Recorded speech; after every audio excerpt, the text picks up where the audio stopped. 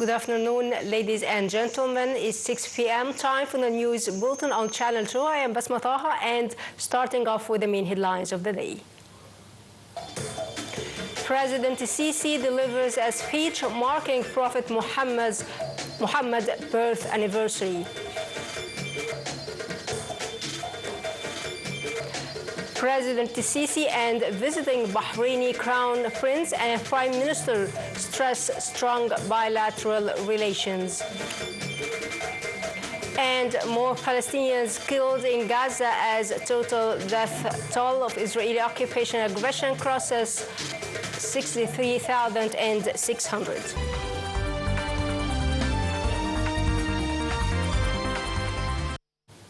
Welcome back. The news in full. President Abdel Fattah al-Sisi said love for Prophet Muhammad should be translated into action governing our lives. The president was delivering a speech on Wednesday at a celebration marking birth anniversary of Prophet Muhammad, peace be upon him. The president said that action is needed to enact Prophet Muhammad teachings into every walk of our everyday life. The president said celebrating Prophet Muhammad's birth anniversary revitalizes ethics and strengthens morals. The head of state asserted that the state is determined to activate its religious, educational, and media institutions' drive for develop human resources based on high ethical standards.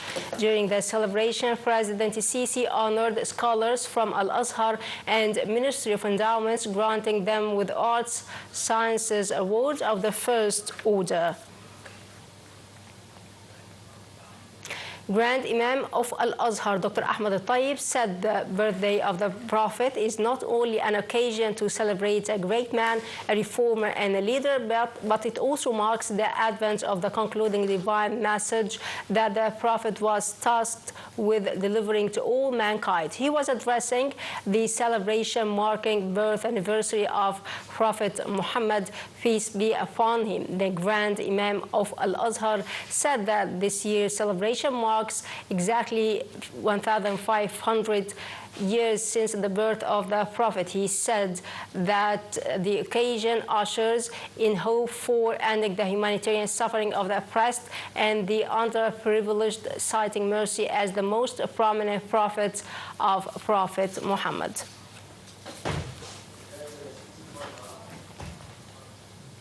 President Abdel Fattah al-Sisi and Bahrain's Crown Prince and Prime Minister Salman bin Hamad Al Khalifa on Wednesday asserted established strong bilateral relations between Egypt and Bahrain, mainly in economic fields, trade, investment, and joint ventures. The assertion came as the president received the visiting Crown Prince at the Ittihadiyya Presidential Palace. The meeting was attended by Prime Minister Mustafa Madbouli. The presidential spokesman said the Bahraini Crown Prince conveyed regards of King Hamad to President Sisi, stressing deep historical relations and the high level of coordination and consultations between Egypt and Manama. The visiting Bahraini official hailed Egypt's efforts to restore stability in the Gaza Strip through brokering a ceasefire with the aim of ending the humanitarian suffering of Palestinians and ensuring the release of Israeli hostages and Palestinian prisoners. The spokesman said the two sides emphasized the rejection of any relocation of the Palestinian people outside their lands and the significance of kicking off the reconstruction of Gaza and reviving the political process leading to the establishment of the independent Palestinian state along the borders of 4th June 1967 with East Jerusalem as its capital. The Bahraini Crown Prince arrived in Cairo on top of a high-ranking delegation on Tuesday. He is scheduled to co-chair an expanded round of talks with Prime Minister Madbouli later on Wednesday. Prime Minister Mustafa Madbouli today shared extended talks with visiting Bahraini Crown Prince and Prime Minister Prince Salman bin Hamad Al Khalifa at the new administrative capital. The Prime Minister hailed the Bahraini Crown Prince visit as a start for a breakthrough in enhancing economic cooperation and investments between Cairo and Manama. During the talks, the two sides agreed to double trade exchange between the two countries within 2 years. Prince Salman bin Hamad hailed Egypt's position in the Arab world as a cornerstone, expressing readiness to enhance cooperation and exchange expertise with the Egyptian side in different domains.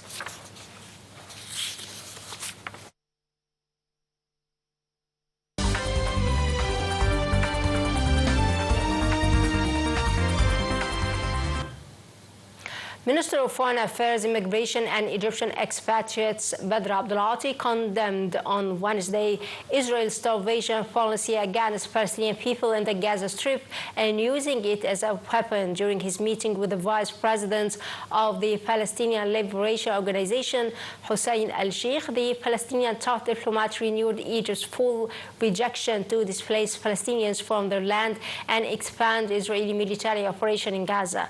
The two sides shared identical visions regarding intensifying regional and international pressures against Israel to stop its brutal war on Gaza and accept a ceasefire proposal presented by Egypt and Qatar. Abdulati and el-Sheikh also discussed the latest developments in the West Bank, notably illegitimate settlement plans. They reviewed Egyptian-Palestinian coordination to ramp up international support of recognizing the Palestinian state through the International Conference over a two-state solution in New York on the sidelines of the United Nations General Assembly this month. The 29th aid convoy entered Rafah land port on Wednesday through Karm Abu Salim crossing, heading to Gaza since late July. This comes as Egypt kept its side of the Rafah crossing operating as part of efforts to help in entering aid and relief materials to the Palestinian side of the border. The convoy is organized by the Egyptian Red Crescent, which is also coordinating international aid to Gaza since the beginning of the crisis.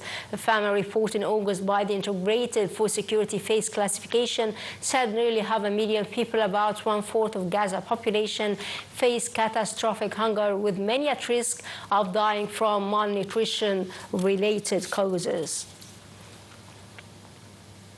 Israeli occupation army continued its aggression against the Gaza Strip on Wednesday with its air attacks, killing 8 Palestinians since overnight. The main hospital in the northern Gaza city, Shifa reported the bodies of 5 martyrs of Rafah. The UN interim force in Lebanon said today that Israeli drones dropped 4 grenades near peacekeepers in one of the most serious attacks on its personnel since the November ceasefire. The truce ended more than a year of hostilities and 2 months of open war between Israel and Hezbollah, but the United Nations has reported several attacks on its positions in South Lebanon since the UN Security Council voted last week for UN peacekeepers to leave Lebanon in 2027, allowing only one final extension of its mandate after pressure from Israel and its US ally to wind up the nearly 50-year-old force. Yemeni Houthi group said they targeted Israel Tel Aviv in response to Israeli strikes on Yemeni capital Sana'a last week. Houthi military spokesman said the group has fired 2 missiles at targets in the Tel Aviv area as part of response to the Israeli aggression against Yemen. He added that Houthi operations would continue at an escalating pace during the coming periods. For its part, the Israeli military said it had intercepted a missile fired from Yemen following the sirens that sounded a short while ago in several areas in Israel. It was the first time a missile launched from Yemen had triggered sirens in Israel since Houthi Prime Minister and 11 other senior officials were killed in Israeli strikes on the rebel capital Sana'a last week.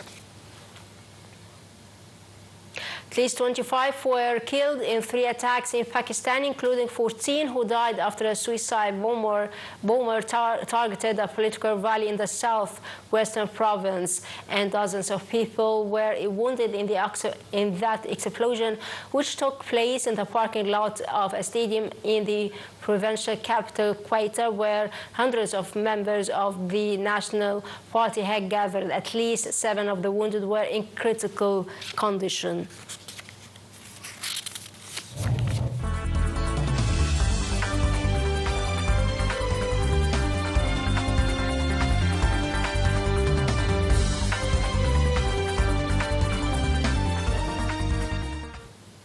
Minister of Petroleum and Mineral Resources Karim Badawi took part today in the opening session of the 2025 Africa Down Under Mining and Energy Conference, currently held in the Australian city of Perth. The three-day conference is a key platform for enhancing trade and investment ties between the two countries in the mining sector, and the largest of its kind to be held outside Africa since its launch in 2003. Petroleum Ministry statement said that Badawi's participation in the event aims at shedding the light on Egypt's reforms and investment opportunities in the mining sector. Egypt's bourse closed lower today amid sell-offs by local and Arab corporations and also Arab investors against purchases by foreign corporations and local and foreign investors. The market capital of listed companies lost 91 billion Egyptian pounds, crossing 2.4 trillion pounds at the end of an average transactions of 30 billion pounds. The benchmark index EGX 30 fell 1.2% above the 16,740 point mark, and the equal weighted indices EGX 70 and EGX 100 dipped 0.7 and 0.2% respectively. Turkish inflation eased further to 32.95% in August, fueling expectations that the central bank will cut interest rates next week. The annual inflation rate fell from 33.52% in July, but analysts surveyed by Bloomberg have forecast consumer price increases to slow even further to 32.6% in August. On a monthly basis, consumer prices rose by 2.04% in August, mainly driven by food, transportation, and housing costs. Consumers still face steep prices in Turkey, with the annual inflation rate for food rising 33.3%.